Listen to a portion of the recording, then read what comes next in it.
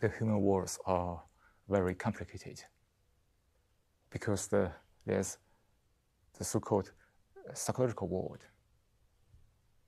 The human psychology is very complicated. There are very subtle compulsions, tendencies. So the mind is always doing something about something, to achieve something, to seek something, to be something. So the mind is always in a state of doing. Well, we can say, in other words, in a state of reactions. The doing is propelled by reactions. Reaction means that the mind always has an image of what should be. I should do this. I can be that. I should be that. So the action is always done according to an image. So in that state of mind, it is always seeking, achieving, doing something more and more and more. In other words, the mind is in a state of efforts. It is always making efforts to be that this, to have that, to achieve that, to avoid this, that, and so on. So our life becomes rather restless because this constant doing psychologically.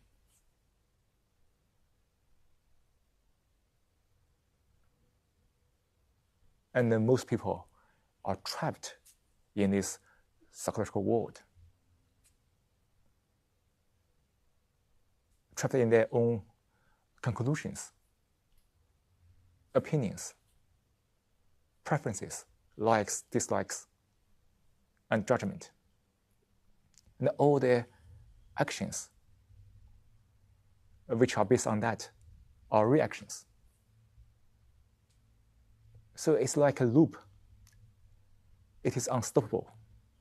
People keep doing, which means that people keep reacting all the time. Is it possible for one to break up that loop? That's to say, is it possible for the mind to be free from all reactions?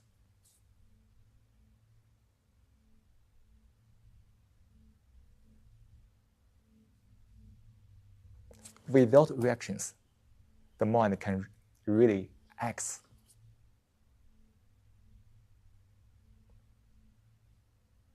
Acts based on what the mind sees actually, perceives actually, not according to some ideas, thoughts, opinions, or any other mental images.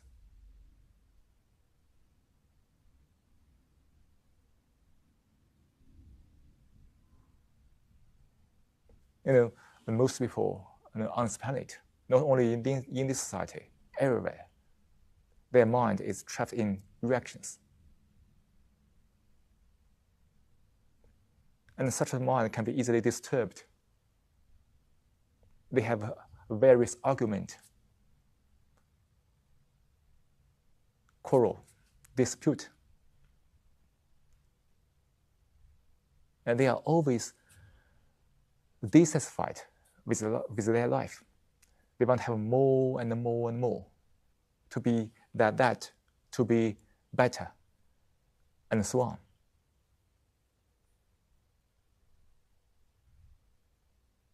So their life is merely propelled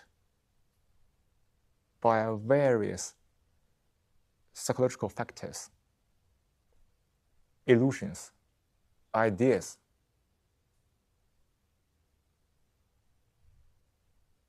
And then when they get trouble, the mind still wants to do something about it. Then more trouble follow.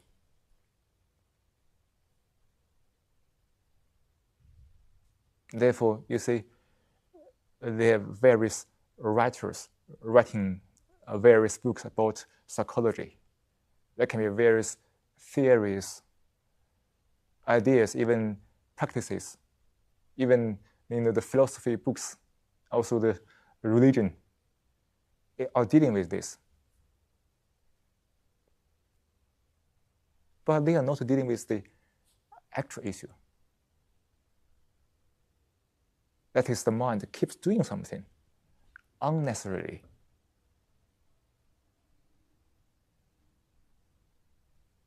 When the mind keeps doing, the mind is trapped in reactions. In reactions, the mind keeps doing.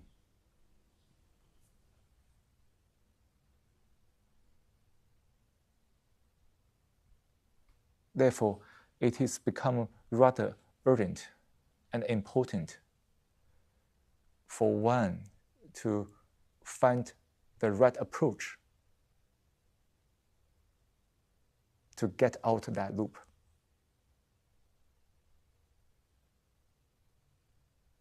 When the mind is in reactions, the mind is propelled by various thoughts.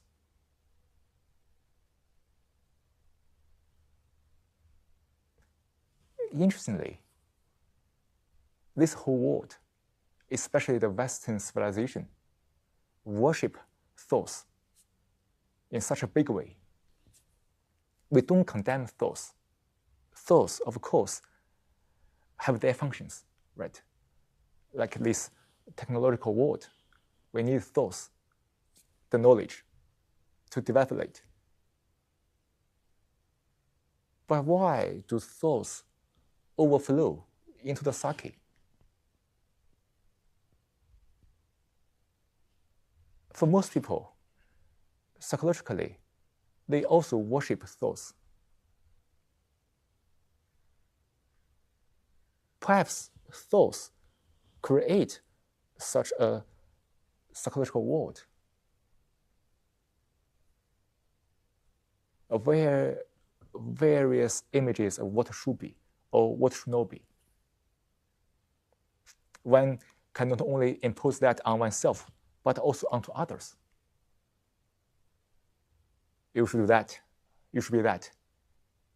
I should be that. And then in this very compulsive state continues.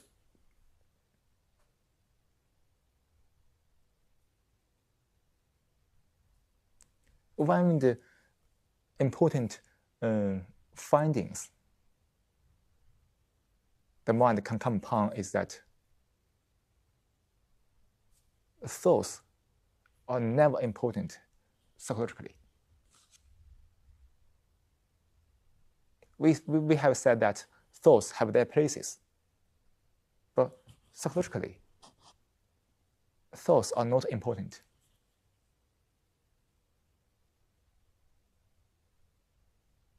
We don't say we should have no thoughts, but can we put aside all the thoughts? We don't condemn the thoughts. We don't say, oh yeah, we should have no thoughts. We don't say that. We say it's possible for one to put aside all the thoughts. Because now we are inquiring the possibility to break up the pattern or the loop of this constant doing, these constant reactions, and so on. And then we see that reactions are rooted in thoughts. When the mind is trapped in this psychological world, which is full of thoughts,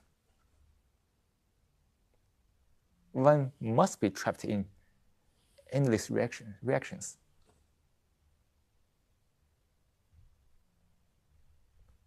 So can one now put aside all the thoughts?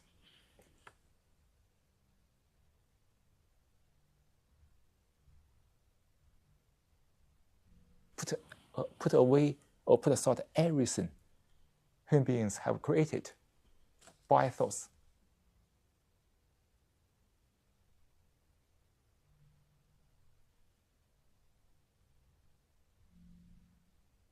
When the mind is not occupied by thoughts, the mind has space, right? Because for most people, the mind is rather full of ideas, various ways of thinking.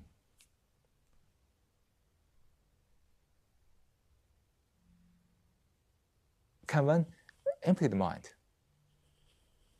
So the mind has tremendous space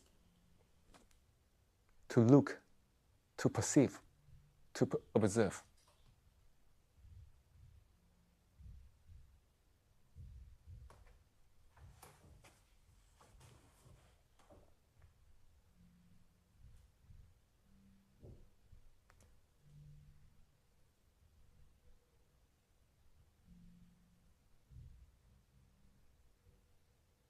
Again, as we emphasized a few times today, we don't condemn anything about thoughts.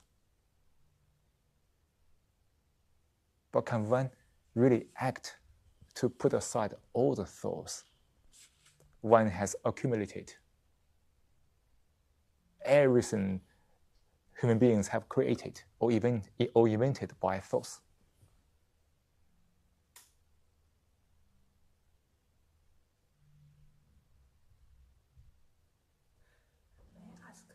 Yes. What do you mean by psychological?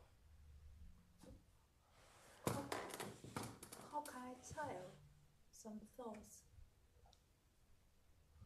belong to psychological field? Okay, so what is psychology? What is this so-called psychological world? This psychological world, which is a product of thoughts, is self-centered, isn't it? Everything about me, psychologically.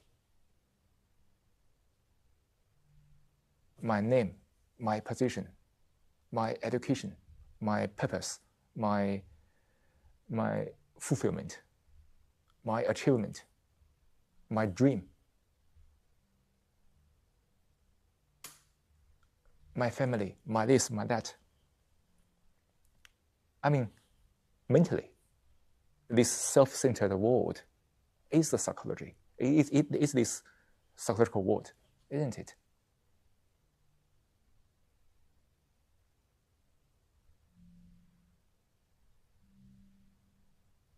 Because they are all about various thoughts, ideas. And when the mind keeps thinking about that, keeps thinking about me, the self, it is always in the mood of thoughts.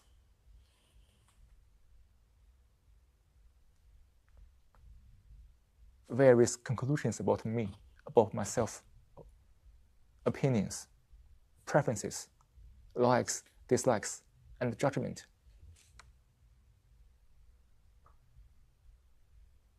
And in this psychological world, there's constant becoming, right? I want to become something. I want to be this, be that. And also in this psychological world, there's constant seeking fame, seeking position, seeking success.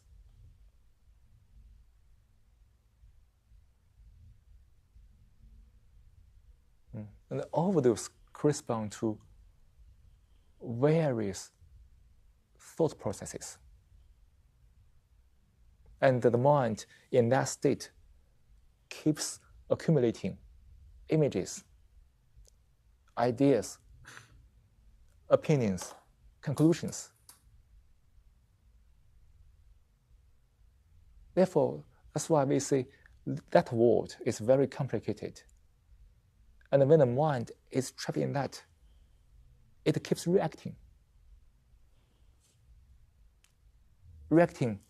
according to my accumulated knowledge, experiences, or opinions, conclusions.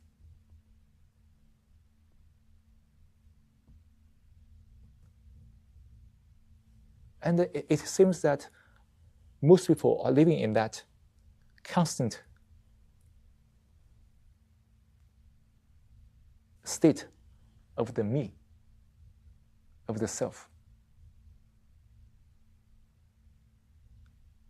And we are saying, is it possible to put aside all of them now?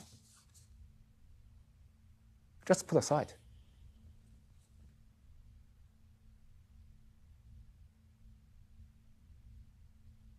Just like we are sitting here, putting aside everything means that we are all observing now.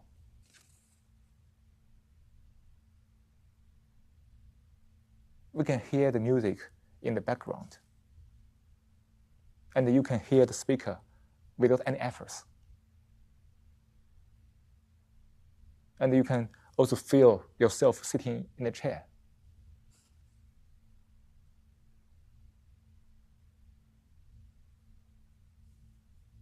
When the mind, or when one is perceiving, observing, there's no me, there's no self, isn't it?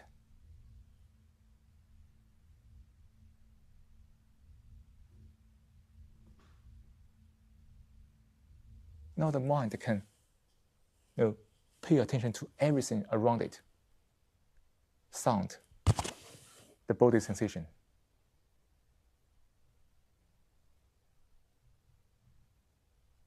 Even the speaker's verse.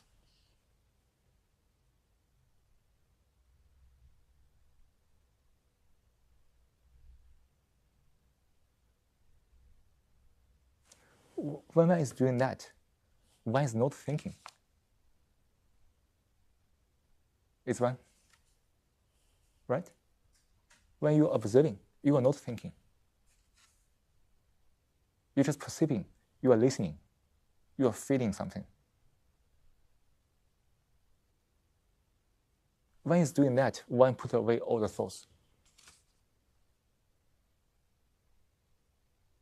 Well, otherwise, one begin to think about something, think about oneself, or what one to do, or one's the future, or it is constant, endless, right? So when we are doing now, just perceive, feel, we are breaking up that loop.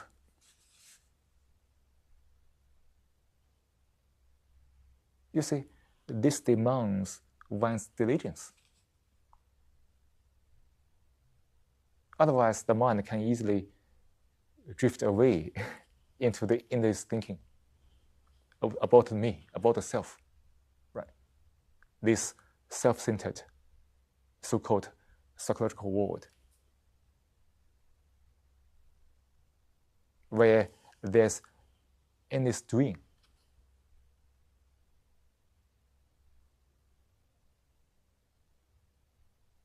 But when one is really perceiving,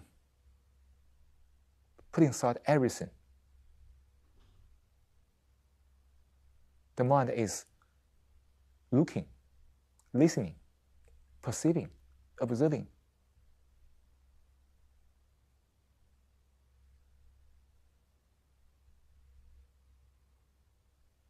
Finding out what is actually going on. in this world.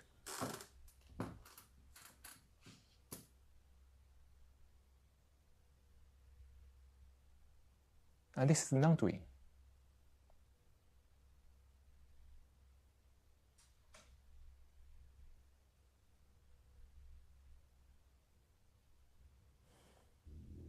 Right? When the mind is occupied by thoughts, the mind is full of various images, and there's action based on various ideas, thoughts, images.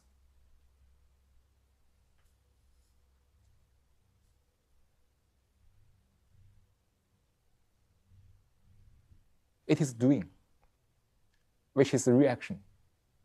But when the mind put away everything, just we are doing now,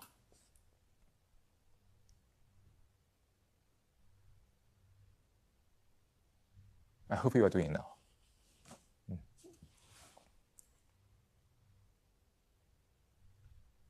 Putting away all the thoughts, ideas, that the mind can do nothing.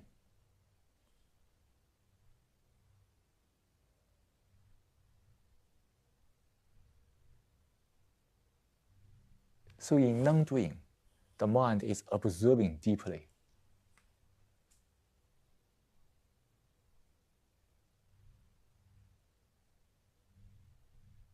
Observing what is actually taking place in the mind, in the world, not only insidely, but also outwardly, everything.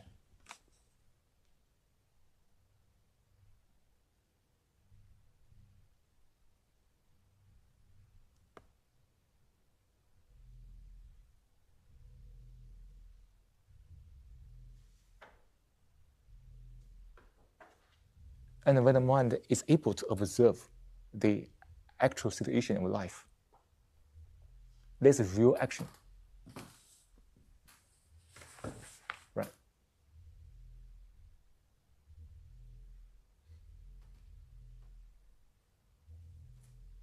The real action is not based on opinions, conclusions, but it's based on what the mind perceives directly. The actual or the factual living.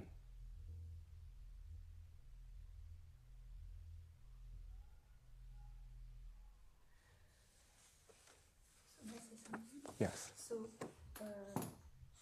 non-doing is not something we would like to achieve.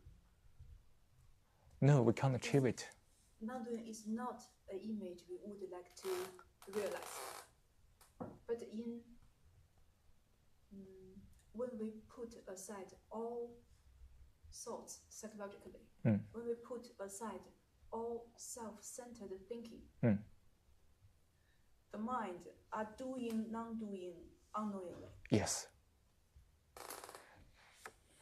Non-doing is not something one can achieve, because something one can achieve still in this psychological world to make efforts.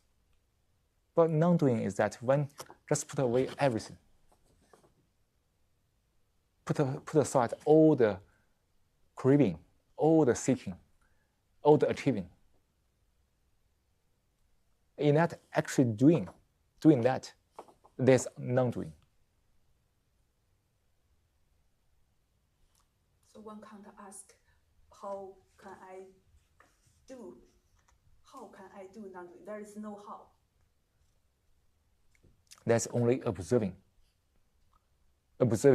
where is doing. Observe one's various reactions. In that objective observation of one's various reactions, the mind is able to find out what is non-doing. You see, like the second paragraph here, look, but have not seen. Listen, but not have heard. Touch, but not but have not felt.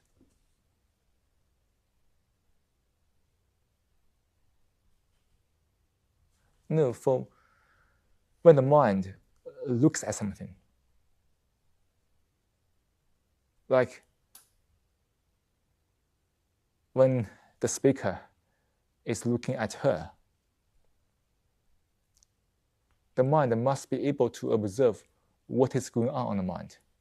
Because for most people, when they look at something, thoughts have already immediately worked, right? Begin to size up the person, judge based on what the mind has seen. Maybe the mind is guessing the background of this lady. So you see, various thought process has already started when the mind is looking. Can one look while being aware of that?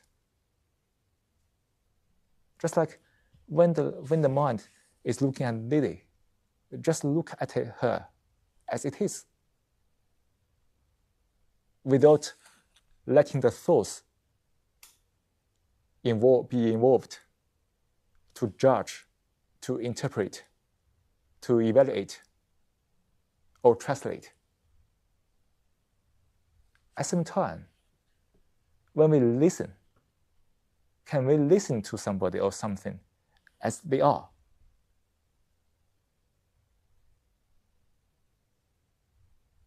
Being aware of the thought activities that can come in so easily to interpret what we have listened to. Just like when we are listening to somebody speaking, can we just listen and find out what one really wants to speak? That's to say, when we are doing that, the mind must not be trapped in the reactions to the verse, right? But you see, it is rather easy for many people to be trapped by the verse they have heard. Therefore, they have already stopped listening.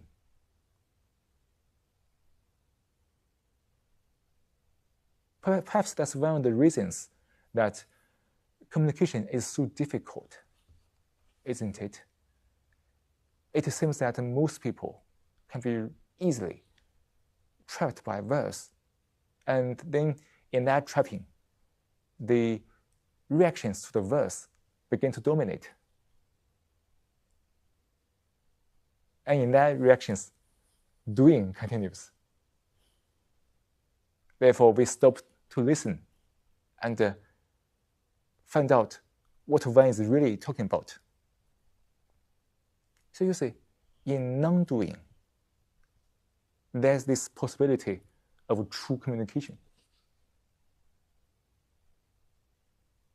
When the mind is in a state of non-doing, it is not trapped in verse.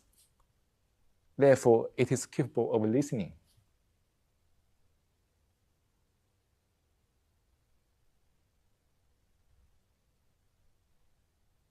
Similarly, when we touch something,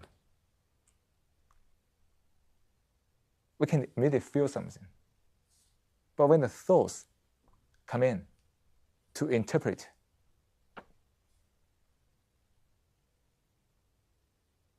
thoughts have taken over that process.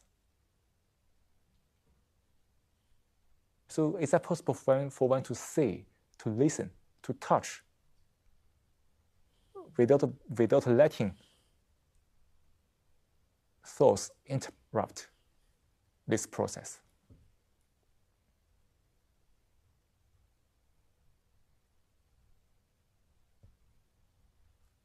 Just as you are doing now, when you are really listening to the speaker,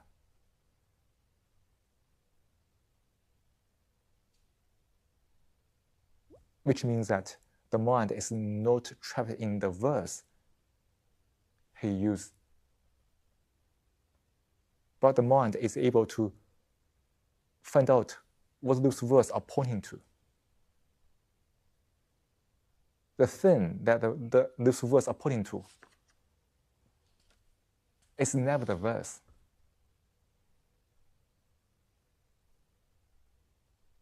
And then when we all see the same thing, words are no longer important.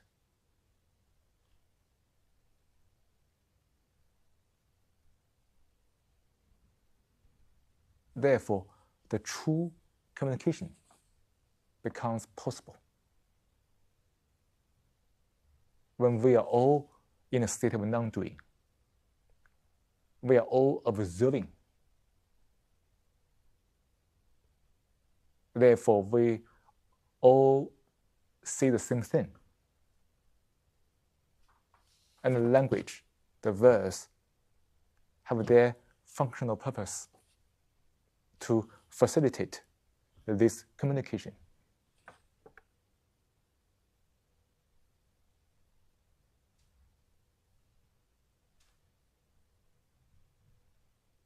But you see, in this world, most people are trapped in verse.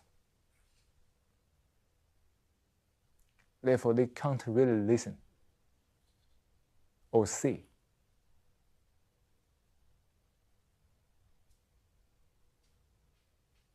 The verse can bring about various reactions. Therefore, it's become more and more difficult to speak. People have various particular and unique misunderstanding.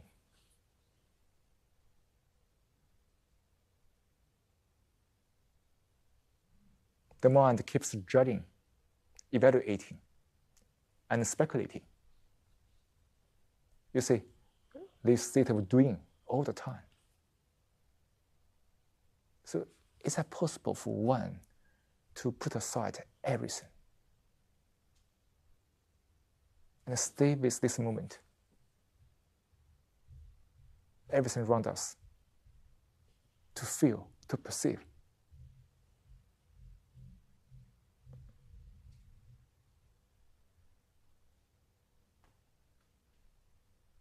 To have a silent mind, which has tremendous space.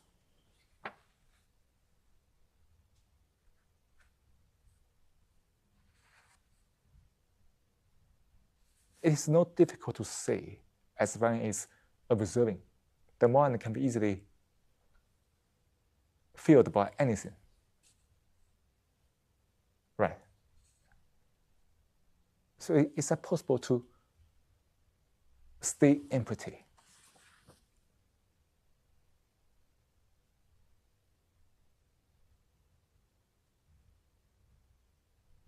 That's to say, one diligently put aside everything. Things are so easy to come back. Especially for people living in this modern world. There are various things around one. Various psychological demands from other people. Can one simply put aside everything regularly? So, how, if it's possible to put aside all the thoughts, how do you live then? Because if you, I'm, for example, studying, working towards a future, getting a degree and then having a good job. But if you want to live according to the Tao, how does a life like that look?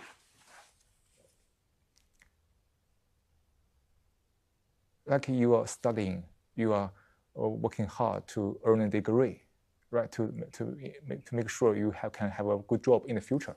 Yeah. But you don't need to carry that thought all the time with you, right?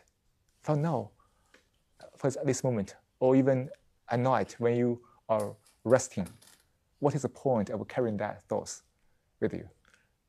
Do you understand what I mean? Yeah. So you can do your study, you can earn a degree. It's part of the society, the game. But you don't need to carry that all the time with you, right? I think the fourth paragraph exactly answers this question. 1 to 3, 为学日益，为道日损。So when the mind is learning, it keeps accumulating knowledge. A mind that is living in truth keeps emptying everything. So I think the point is the two things are not contradictory, right? Yes. So here is the marvelous, how to say? So one must see the fact. When learning something, the mind keeps accumulating knowledge. That is fun. But at the same time, one can also empty everything in one go, all the things. And these two processes can function at the same time. Like you are doing your study, you must learn a lot of things. You have to accumulate a lot of knowledge, right? To prepare for the future, the job and so on. That is fun. But you don't need to carry that all the time with you. Right? So you can just put away everything now. For most people, they tend to carry all the things with them all the time. Even during their meals, during their sleep. These things still functioning on them. But it is not necessary to have such a burden all the time. That you can earn your degree, you can find your job. But in your actual living, at each moment, can the mind be in a state of non-doing? Can you be in a state of non-doing all the time? What do you mean?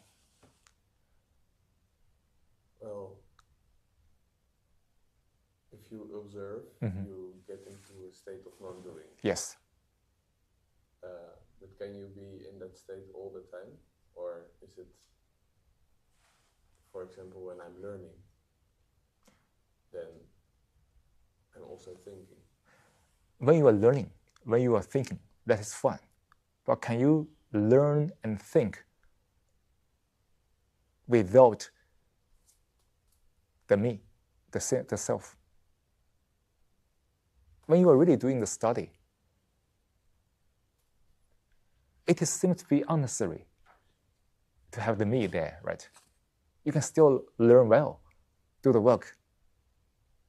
But you see, when people begin to achieve or to be better or achieve more, then this psychological factor come into being. But when you're really learning or studying your subject, the me is not necessary.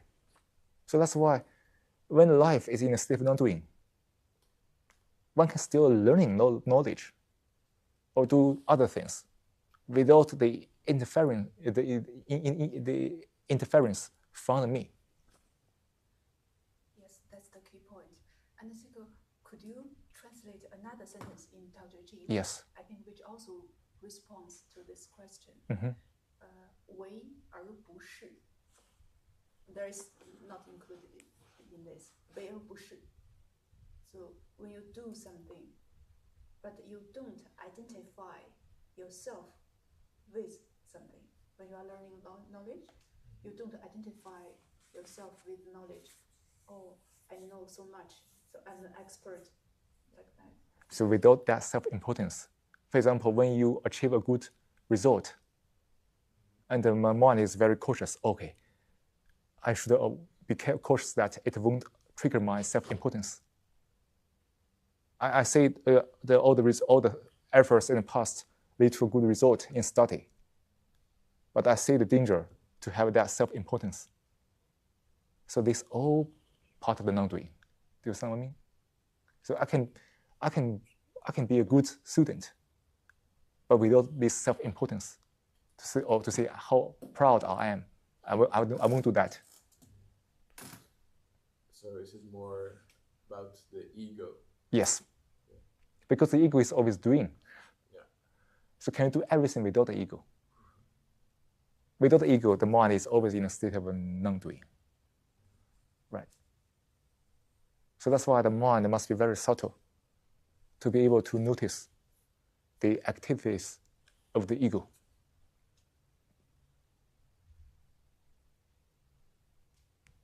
And we can study, we can work, it doesn't matter. But can the life be free of the ego? That's to say, can the mind be in a state of non-doing? The same thing.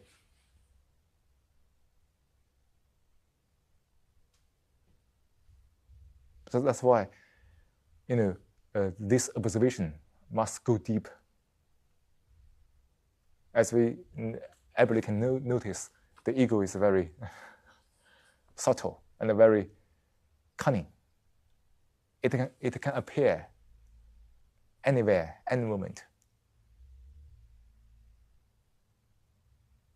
When the mind is in a state of non-doing, it observes the activities of the ego. Therefore, it is free of that. And you can still study, work to your life, and without being trapped. And you see that, like earning a degree, work is part of the game of the society, and you have to have the proper, skill to make sure you have the living that provide you the physical security, right? You see the fact that, and your action based on that is reasonable, and which has nothing to do with the ego. It has to do with the me. Sorry? You earn a living for yourself. That way of thinking is very dangerous, right? Because the society has always propaganda in this way. But it's not, as a human being, we need to survive physically. But now the society is merely commercial. Everything is based on money, money, money. That's why I have to make a living by make some money. But it is based on the fact that the society is like this. Not I want to make a living for myself. When I say I make a living for myself, then the ego thing comes back. But when I see the fact that I have to do this, otherwise I can't survive physically, and then there's no me inside. Can we say we make a leave for the preservation of this organism, this body, for the basic existence, but not for the psychological self? Can we say? So that's why the mind must be very subtle to kick out all the egocentric elements. Like as we said, just that basic example, for make a living, I see because the whole world is like this, it's become very, very tough. And I see the absolute necessity of the physical survival, right? And I do for that, not for the ego. Then your whole action is reasonable. It is sin, without the interference from the ego. But when the society said that you make a living for yourself, for a better life, I say it's nonsense, because it's merely the promotion of the ego. I see the danger of the values that are being spread in the society.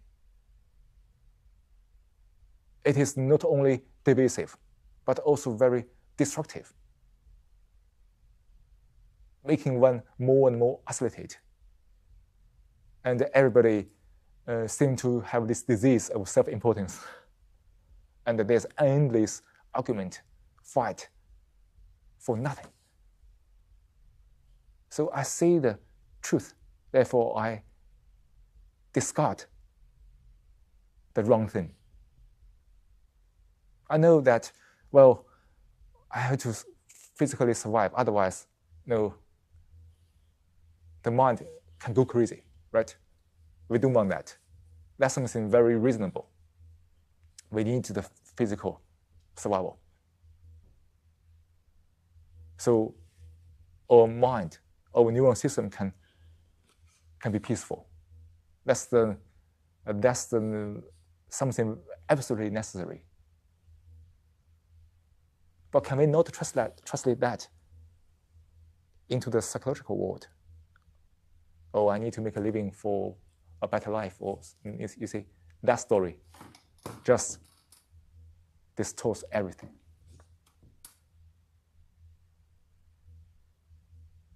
And perhaps everybody around you is promoting that story. And one must be able to stand alone, to observe. Never follow anybody.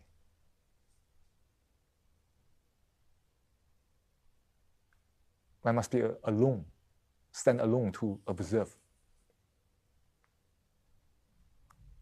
You see, when the mind is doing, it is always in some kind of a collective state. Almost everybody is imitating each other, doing that. But when one is non-doing, it is in a state of alone, being alone.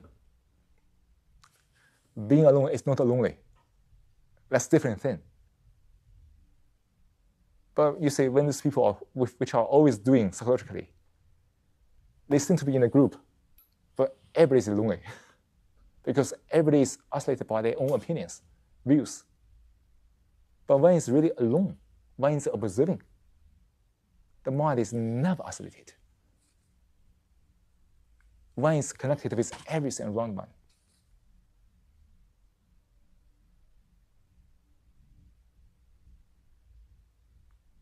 And one is really in that state of non-doing. One can find out the ultimate clarity to live in this crazy world.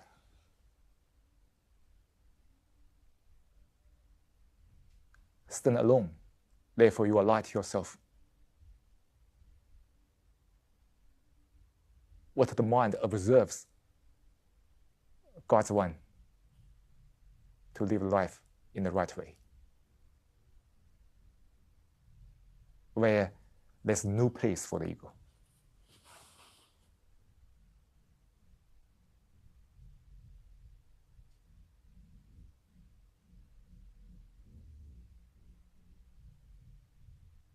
Any more questions? We can just have this discussion, go a little deeper. Yeah. What drove you to want to teach this? From which place did it come? It's what drives the speaker to do this.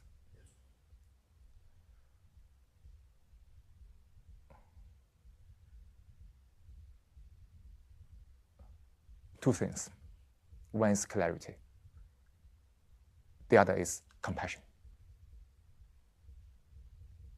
Obviously, this whole world is chaotic. Well, beneath the superficial order, there's disorder.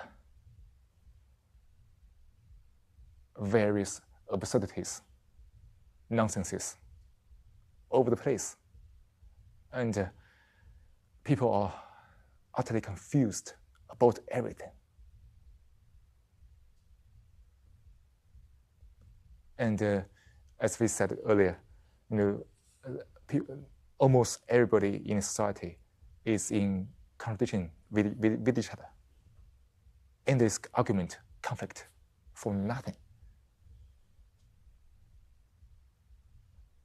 And that's, well, I find it very sensitive to see there's tremendous suffering beneath the superficial living. And also this,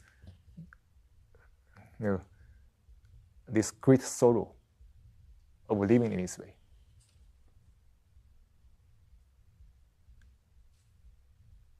So seeing that, the speaker no longer is no longer part of that. That's why he's doing everything he can in the past 6 years to organize this kind of sessions, to have people sit around, to, if possible, we can have a deep conversation, to look at these issues together.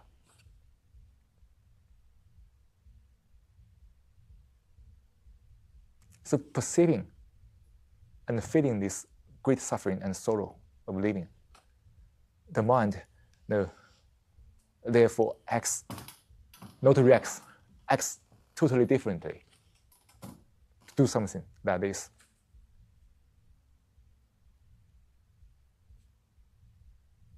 Otherwise, this whole environment is very, well,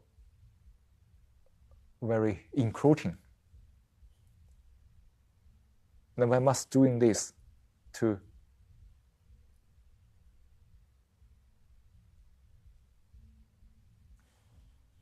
keep the goodness intact.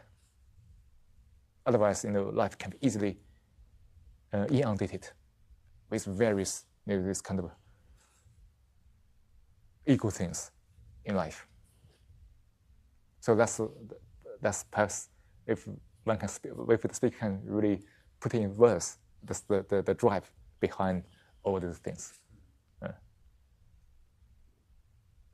maybe a follow-up question. Yeah, please. So for the speaker to be able to help others, he has also to understand something about himself to reach something. So to reach what, for example? Some understanding. Yes. That first starts about himself.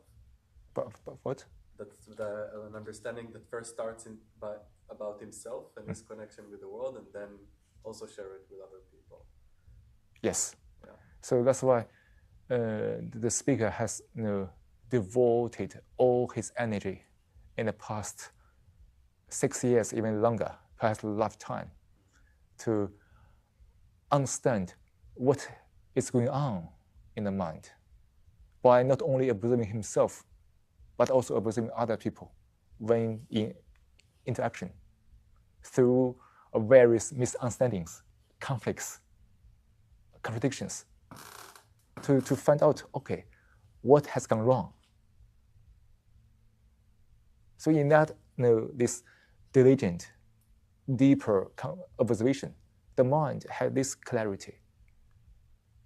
And that clarity has been put into the verse the speaker is using to connect more people.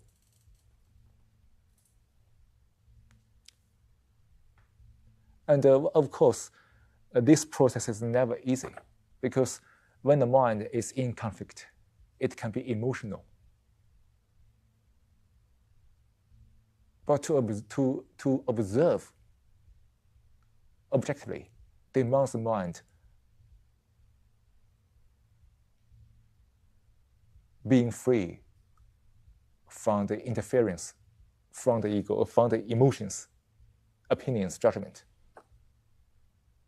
Because this doing part is very active for most people.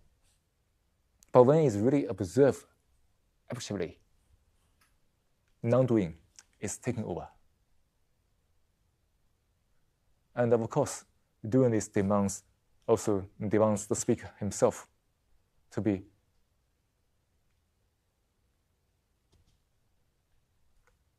absolutely righteous, to be absolutely selfless, because otherwise he can't do this to other people. Any little hypocrisy will destroy this. But the good thing is that after speaker has doing this for such a long time, he really feels that life is like this, and there's no place for any hypocrisy at all.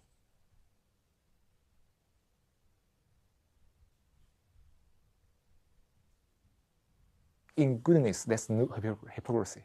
And little hypocrisy destroys goodness.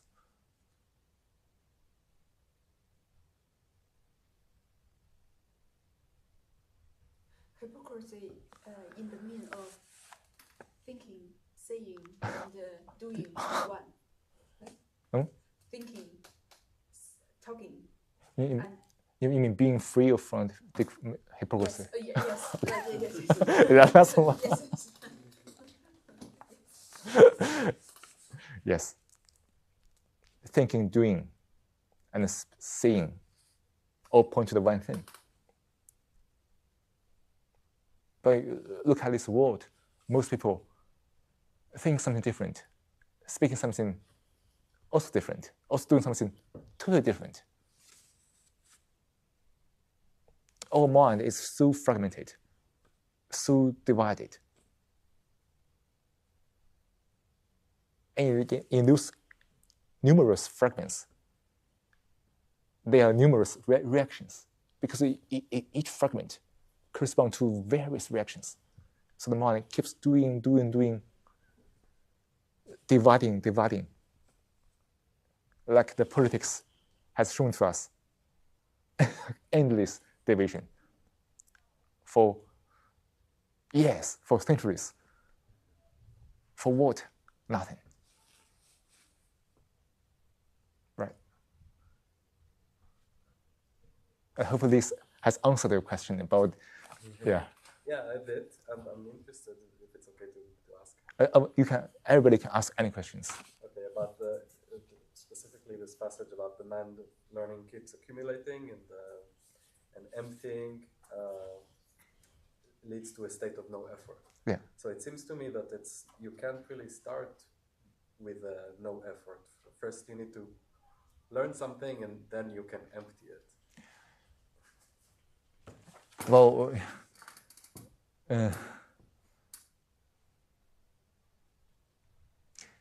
perhaps most of us are educated wrongly at the beginning. That's why we have learned too much. We have accumulated too many unnecessary things. And now we need to unlearn. And then we start this process of being effortless. But if one is educated properly from youth, perhaps one's life can be totally different. So that's why also the speaker is also very concerned about education. But at a moment, it seems that this whole world, not only this society, everywhere, the education has gone wrong. So the education has overemphasized the skill, knowledge, but never really teach young people how to observe themselves, to have the right mind, to be able to cope with the whole life.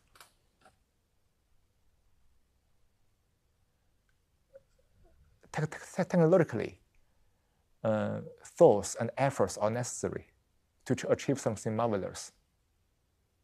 But psychologically, efforts are not necessary. Even actually, efforts are destructive.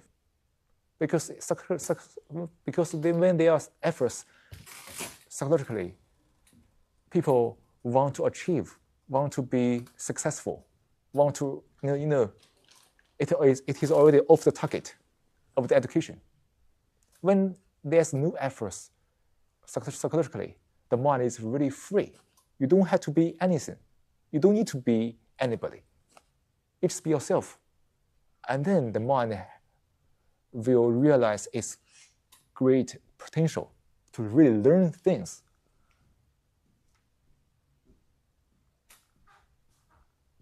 So some people, perhaps you and other people, only a small part of the people in this world,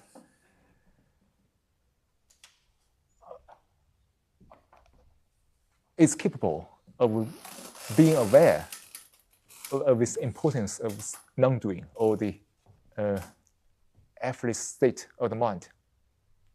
And so we do it now. We do it at a later stage of life. And if we feel that, yeah, at the beginning we make a lot of efforts, but now we see that it is not necessary. And perhaps many people will still following the same way. But as we say, most people never realize this. They are trapped in the wrong education they have received. So that's why it is possible that for one, if one is able to have the energy to create the true education, so the future generation can really receive the right one to really thrive in freedom, not trapped in this constant and endless psychological efforts for nothing.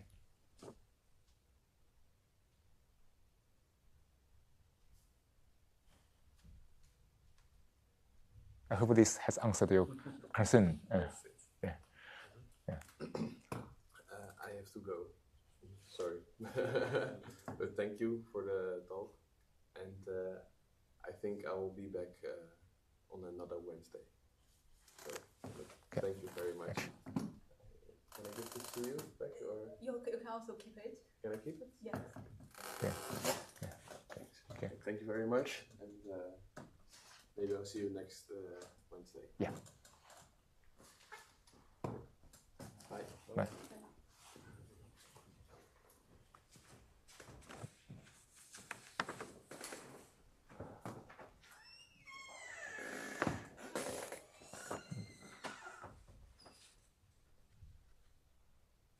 Let's continue this conversation.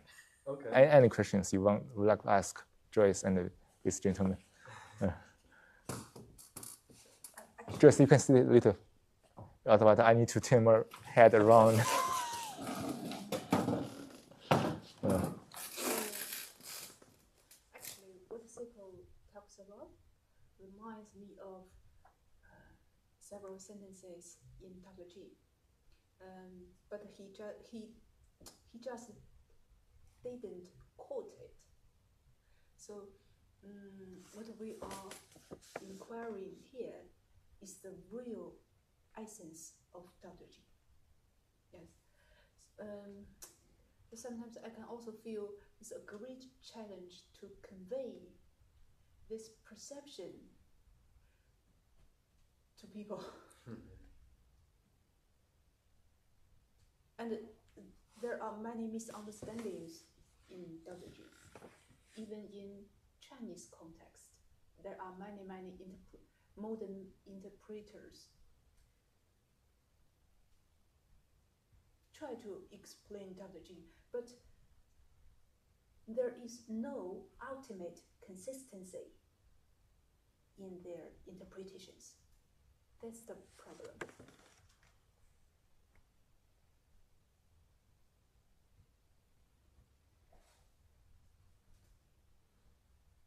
Yeah, I was thinking about when people are born, like babies, all they have is the self. You know, they are not barely aware that there are other people existing, and if they want something, they scream until they get it. They don't care about anything else. And when they grow up, they start to understand that there's other people, but the self is very, very big and very powerful. And only when we have experiences in our lives and we start seeing that there's other people besides just me, suddenly the self takes us, a more natural state in the world. But that takes time and experience and exposure. And it's not something that comes naturally. The natural born state is there's only self and nothing else matters.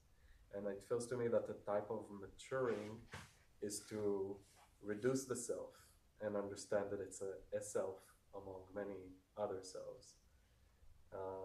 And that's the type of like kind of like a shedding of something that you thought you knew about, that there's only me, I'm the most important thing, and then you let go of it over time.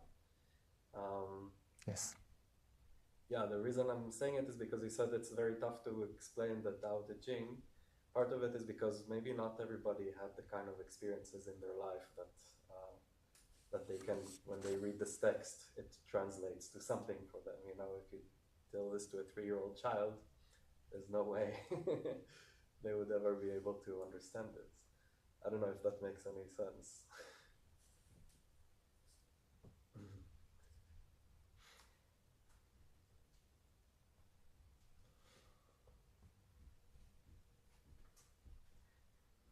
A lot to say, but Yeah. my English is actually. First, I think in Tao Te Ching, so baby, so Lao Tzu admires baby very much. So Lao Tzu thinks baby has virtue of humankind. Baby has softness and no judgment, all the best virtues. But the problem is a child, even a 3-child in human society. 3 years old. Yeah, Three. 3 years old child in human society, his or her self has developed. Maybe that's some kind of sorrow of human society. Even a child of 3-year-old or 4-year-old, the self has developed.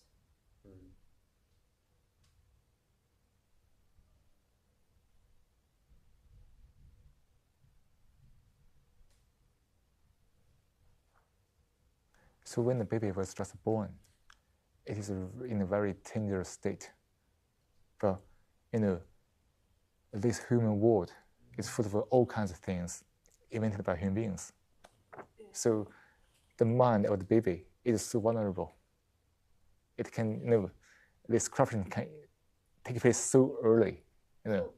It's like people always ask a baby, this is your mom, this is your dad, and who you love more. So the evaluation comparison the pattern has developed through this language input. That's dangerous. That's a real danger. And also, the parenting is wrong. That's the problem of this modern world. Not only modern world, the whole world is like this. Most people do not seem to be able to parent their child in the right way because their own ego, their own self-centered thinking. So every way they say or speak or they do is out of that egocentric thinking. And when they are parenting the child, no, they simply pass on that to the baby, you know, subconsciously and unconsciously. So that's why, you know, this corruption take place so early. That's the great challenge we are all facing. There's another core message in Tao Te Ching is in Chinese it's called 生而不有. In English is to give birth to a baby, to raise him or her up, but without ownership, without selfishness. To raise a child, but don't think he or she is yours. So in other words, you know, it is a great responsibility as a human being to have a baby and raise the baby up to a child, to an adult as a human being. And obviously, this whole world has turned out too many babies every year, every moment. But most people can't or couldn't be really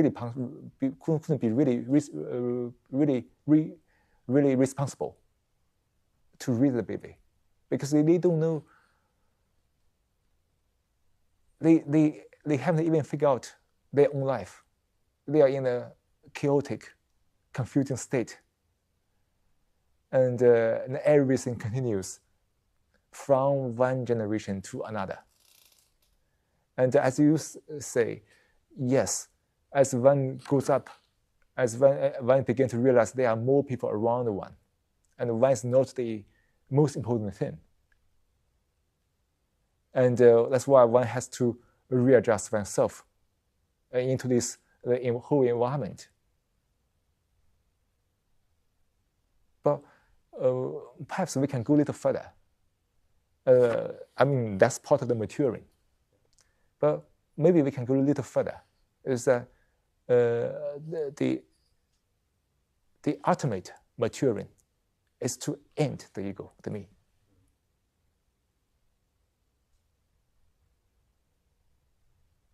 Now, even everybody is readjusting in their environment to okay, say everybody, oh yeah, I'm not the most important, but everybody thinks in a similar way. Still, no, almost everybody still have this kind of egocentric thinking, but at the same time to balance oneself with others. However, the conflict still are still there, and this kind of oscillation of separation are still there. We can't really, it's very difficult for two persons to really have such a deep conversation, for example. Right? Most people stay superficial, and then they just live their own life by closing the door. And in that way, it is much better than before, than this merely self-centered state. But still, the suffering, the sorrow is still there. And now I say this, I think it's good, but for myself, I think it's not enough. I need to empty me, end the me. I know most people still living that way. That's fine. But I realize that when I really end that me, I'm really connected with everybody.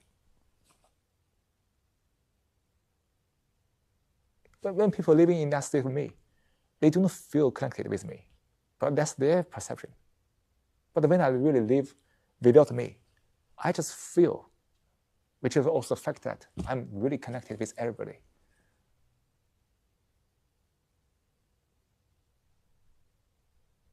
So is that the me is not necessarily gone, but it's a bigger me, it's a different me? So for example, the speaker made the effort to organize the session and print these pages and invite people for the benefit of everybody, which is maybe the new me. I understand what you mean. Yeah. So that me is not this psychological one, not the ego. Yeah, exactly. Not the ego. The ego is gone. Yes. The me stay in the right place, right? Mm-hmm. So we can still have the me function properly to guarding the physical survival. Yeah. But psychologically, the ego is totally unnecessary. Yeah. And we need to really dedicate to end the ego. So sometimes the speaker will use the me and the ego interchangeably. Yeah. But to clarify, so physically, the me is there.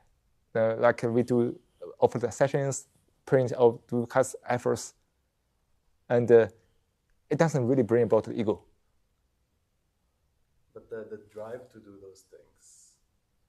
Usually people do things in order to satisfy their ego. They want status, they want money, but if you end the ego, you could say there is no drive. There's no drive. Yeah. But still effort was put to make the session happen. So I'm asking where the drive to make that effort comes from. Sorry? Where did the drive to make this effort come from? Okay. So like as you said, when there's ego, the drive is always like for money, for various fulfillment, satisfaction. actually it's still for pleasure, right? For one's own pleasure. But when the ego is totally gone, when we are doing these things, still some physical efforts are there, right? To work from home to here, for example, to set up everything. The physical efforts is still there. But there's no psychological efforts. We need to physical efforts. That's something we have to do, right? So without the ego, where does the drive come from, right? When there's ego, the drive is thought. Okay, I can do that, so I can take pleasure from that, or satisfaction, or I feel it's meaningful, or whatever, that kind of a way of thinking. So that drive is thought. But when the ego is gone, the drive is energy. You have abundant energy. One must observe and see that the ego has dissipated a huge part of the energy. The ego is very energy hungry, right? You see, so many people are struggling due to their ego. A lot of energy has been dissipated in the ego. That's why they have no energy left for things to do or for the life to go on.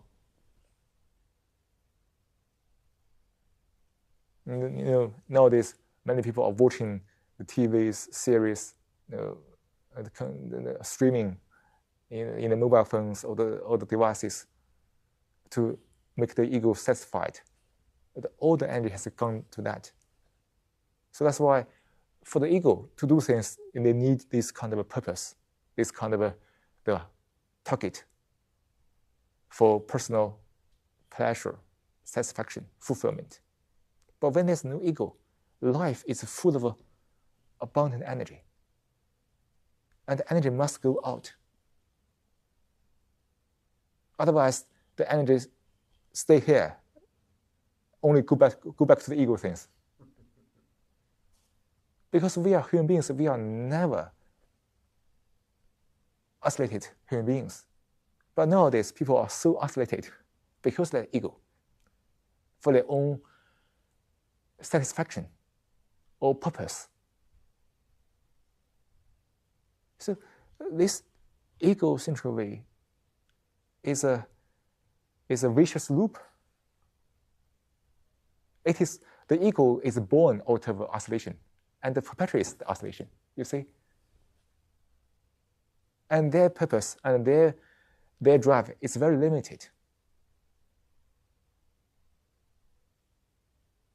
And most of the energy has been wasted in the ego or the egocentric thinking.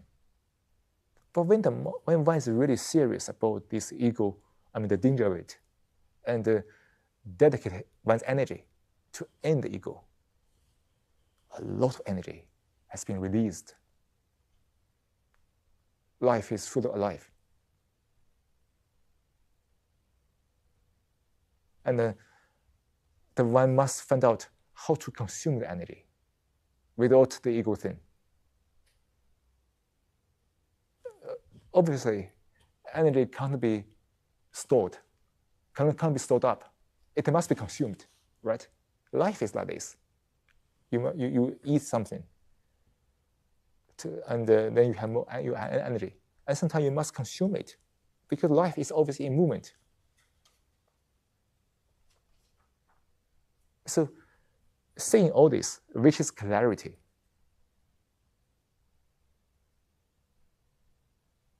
The mind or the whole body must act to let the energy go out to other people, which is compassion. So that's why we say, without the ego, the drive is the energy itself. It's not that the speaker wants to do something. Know that. The speaker feels that it is absolutely necessary to have these things. set up here, regardless how many people will be here. Even 1 person, 2 person, it doesn't matter. As long as there's 1 person who are willing to sit down here, to listen, to really converse deeply, that's enough. So this is energy as a driver is a non-doing. Yes. Yes. Non-doing. Therefore, the energy has been saved from the endless doing. And then the energy must go out naturally. Because we are human beings, that's a natural thing. And of course, during this process, you need to apply some funding or to get some money to prepare everything. The physical efforts is not a thing. But when there's psychological issues or efforts, this thing, any physical efforts, is a thing. It's a problem. Yeah. If I respond to this question Yes. in the following ways, Yeah. so I'd like to know what's your feedback. Okay. First, when one sees the self-isolation is like a wall, that is an illusion. That is a wall built by thought. Just the activity of neuron loops is an illusion, the self-isolation. So when one sees that, one breaks that prison and touch upon the freedom. That freedom is energy to do things. That's when one sees the self is an illusion, and naturally one would like to not help. Help is not accurate. Just to facilitate people to also see this fact, see the truth. So maybe the speaker can speak in this way for you. So like this oscillation, which is the wall created by the me, by the ego, is based on various doing. So this maintenance of the wall consumes a lot of energy. So when one demolishes that wall, it relieves the energy. And when there's no wall, there's non-doing. The doing creates the wall. Second point is, so when one understands the whole content of consciousness, the structure, the nature of consciousness, in the understanding, one sees what is the absolutely right thing to do.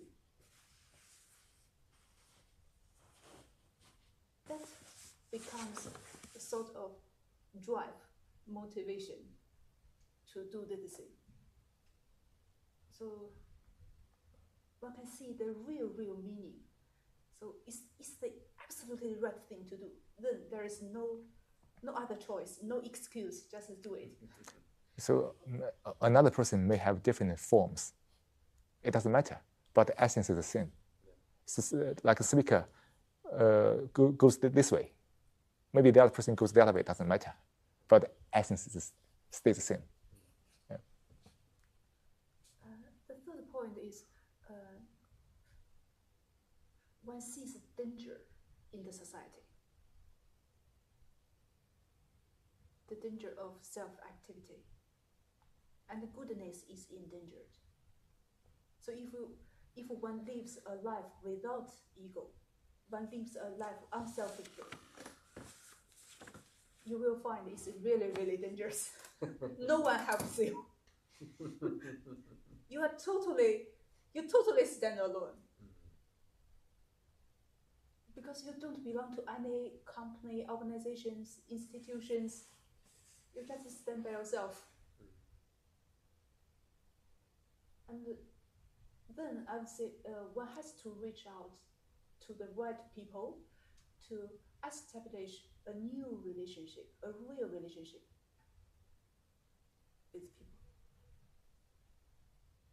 From my perspective, that explains the drive to do such things. And for the speaker, from the year 2020, he puts out everything in the society. So now he belongs to no groups, no companies, no organizations. Just a person standing alone.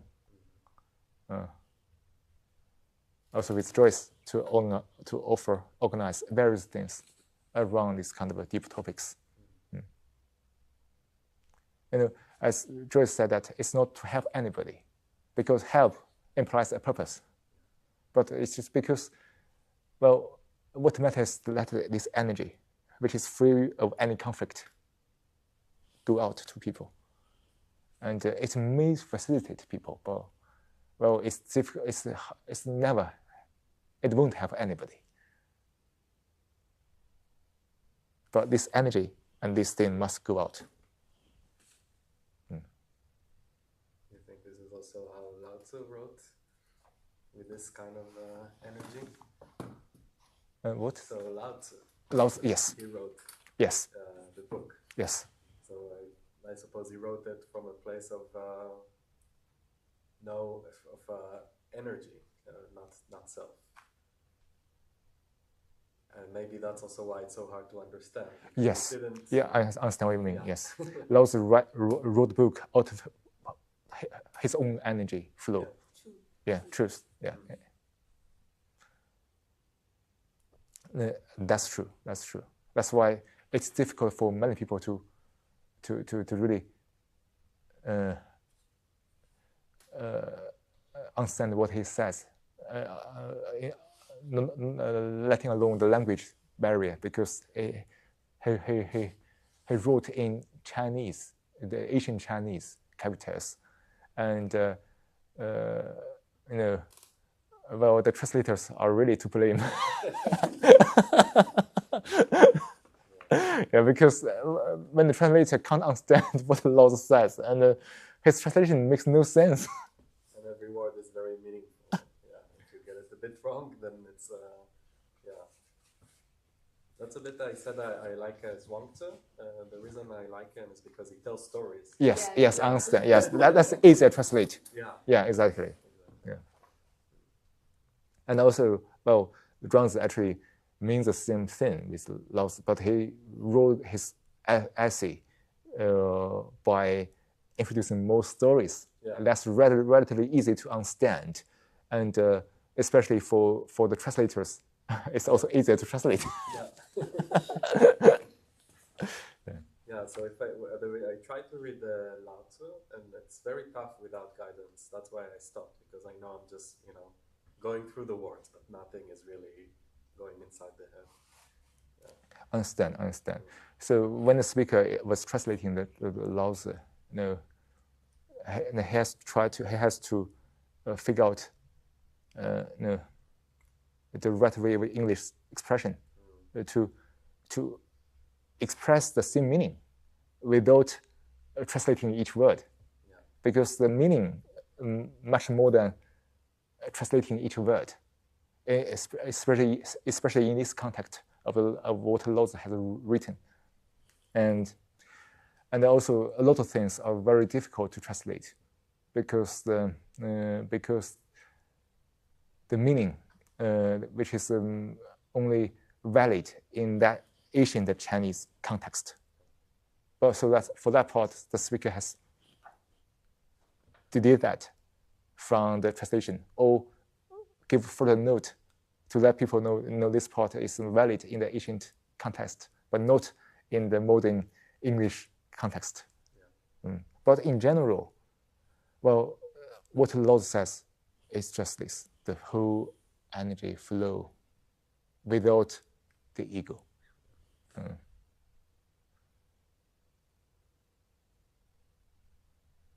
And well, if one is able to understand who this, he doesn't need to read Lao Tzu. Yeah, you understand? May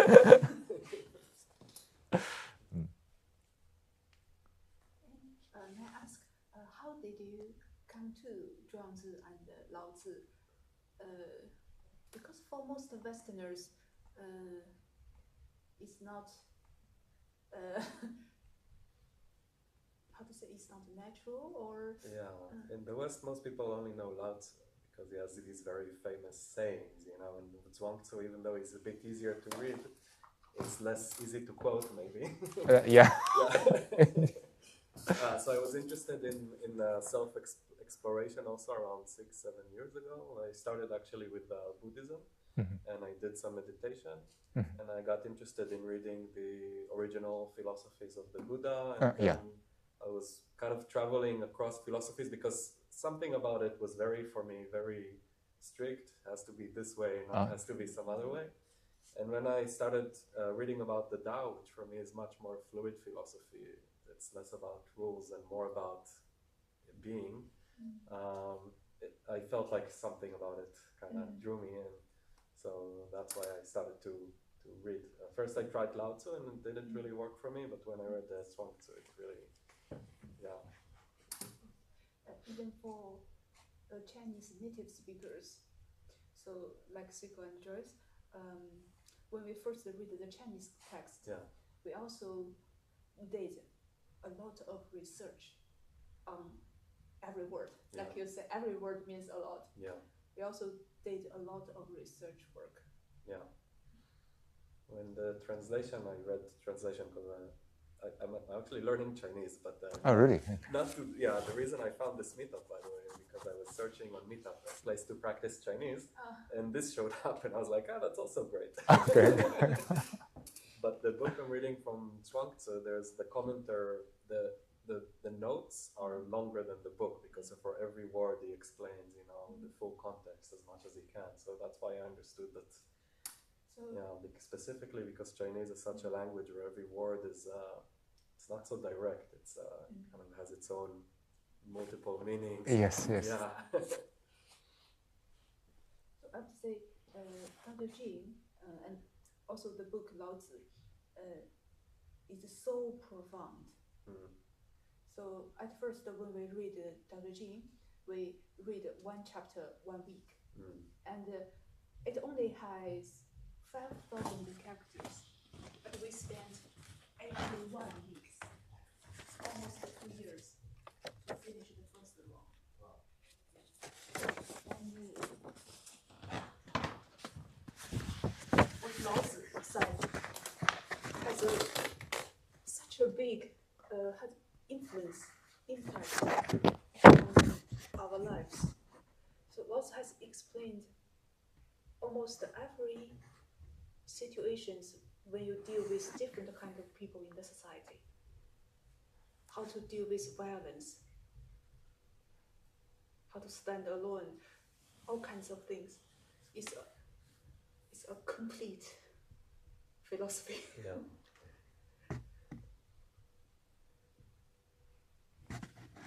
And also, like this sentence, regardless how big or small, much or little, respond to the illness with goodness. That's something which can be very difficult to do for many people. They always know, especially in this Western civilization, revenge seems to be very popular. From all kinds of movies, they are always promoting the idea of revenge or revenge.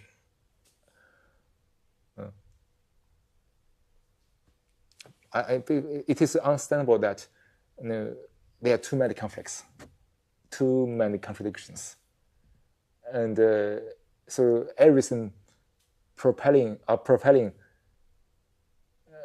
the tendency of revenge. That's easier. But can one put aside all this and respond to any ill deed with goodness? That's non-doing, right? Revenge is merely the continuation of the reactions. Like, the war now taking place in the world. People tend to lack revenge, to air their grievance. But it's never stop. It's always endless. Also in one's daily living, people have different problems. There are very subtle contradictions. And also the revenge is so easy to take place. And everybody's mind is very sensitive to all of those. So everything becomes from bad to worse. So can one just stand alone and respond to any ill deed with goodness? That's require the mind to stand alone and observe, to end this endless aggression. I can't depend on anybody else to end it, because then everybody can think in the same way. Then nobody stops again. I can only do myself. I say everything must start from myself. So I must end it. So no matter what other people's behaviors, reactions, I won't respond to that. Or if I have to respond, with goodness. When he's doing that, one's world is totally different. Because the world is free of all the aggressions.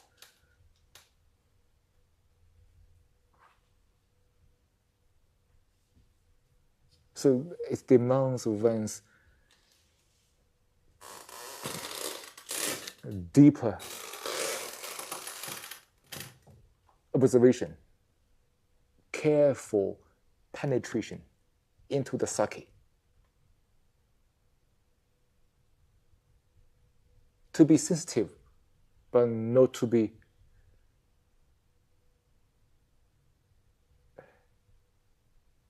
not to be trapped in reactions.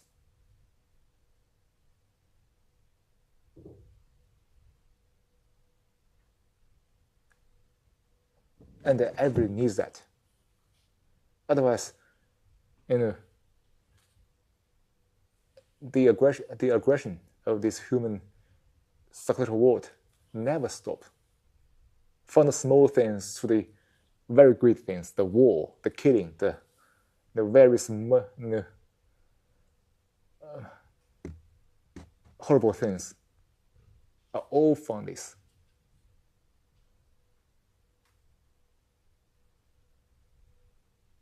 Even, like for example, the war between the two countries, and the other country will continue give weapons, all because of ego things.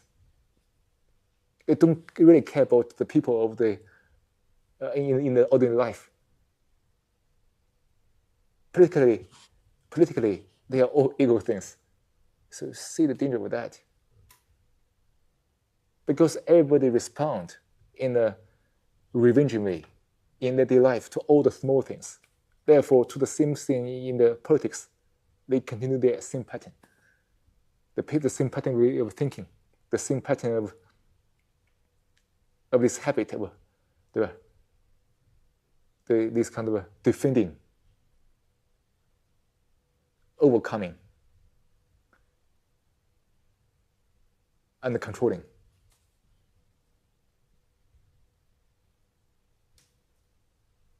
So this demands one's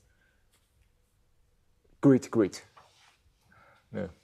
observation to really act. Goodness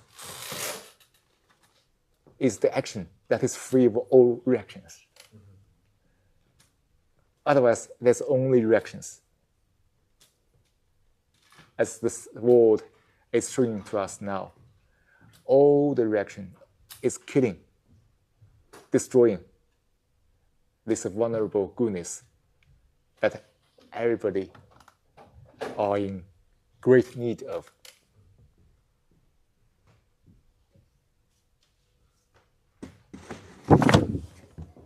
All right, so that's for today's session.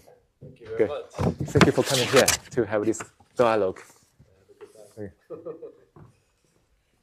so, may I have your email? Yes, of course.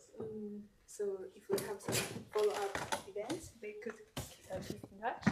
Do you live in the Netherlands, in Amsterdam? Yes, we do. Yes, we live nearby. Nearby. Okay. Do you live far from here, or? In the center, in the city center. I'm in City Center. Yeah. I think it's right there.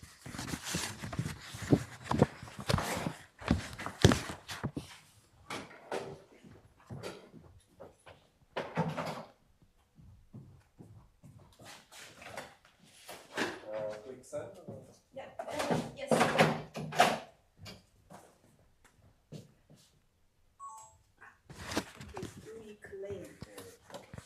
Actually, before COVID, we also host the event sessions talking Chinese. To help internationals to practice speaking Chinese. But we haven't resumed that sessions already. I'm just a beginner, so That session is for beginners. okay. Yeah, people from many countries. Okay.